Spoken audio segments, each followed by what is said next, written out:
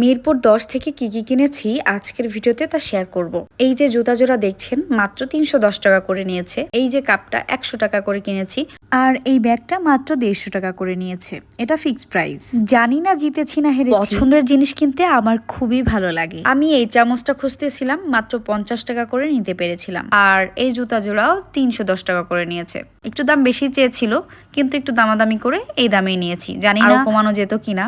আমি আসলে বেশি দামাদামি করতে পারি না। তো যাওয়ার পথে এই যে ফুলের দোকান, লেস ফিতার দোকান, এগুলা না খুবই নজর কাটতেছিল। তো ভিতরে দেখলাম যে কি কি আছে, মন তো চাচ্ছিল সবকিছু নিয়ে চলে আসি। এত সুন্দর সুন্দর জিনিস কি ফেলে রাখতে ইচ্ছা করে? কি আর করার, আমার তো বাজেট অনেক বেশি না, মাত্র ২০০০ টাকার মধ্যে প্রয়োজনীয় জিনিস কিনি। আমার মেয়ে বলতেছিল যে এই ওয়াল ফ্রেমটা নাও, আমি বললাম মা পরেই নিব। আর তার তো শুধু নেল পালিশ খুব পছন্দ, লিপস্টিক পছন্দ, তো এগুলো অনেক বাসায় আছে।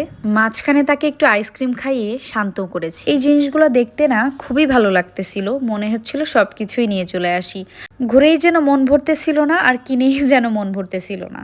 তারপর ব্যাগের দোকান থেকে একটা ব্যাগ কিনলাম। ব্যাগটা আমার আম্মুর অনেক পছন্দ হয়েছিল, তাই তাকে এই ব্যাগটা গিফট করেছিলাম। আর আমার মেয়ে তো সেখানে গিয়েও ব্যাগ পছন্দ করা শুরু করেছিল, তার জন্য সে বারবার বলতেছিল আম্মু পিঙ্ক কালারের ব্যাগ কেনো। তার জন্য একটা ব্যাগ কিনেছি, বাট সেটা ছোট। এই ব্যাগটাও অনেক পছন্দ হয়েছিল, পরে ওখান থেকে না আসতেই ইচ্ছা করতেছিল না, মনে হয়েছিল আরো কিছু কেনাকাটা করি। ওখানকার ড্রেস, জুতা বলেন, যাই বলেন না কেন, প্রত্যেকটা জিনিসই খুব সুন্দর এবং রিজনেবল প্রাইসের মধ্যেই পাওয়া যায়।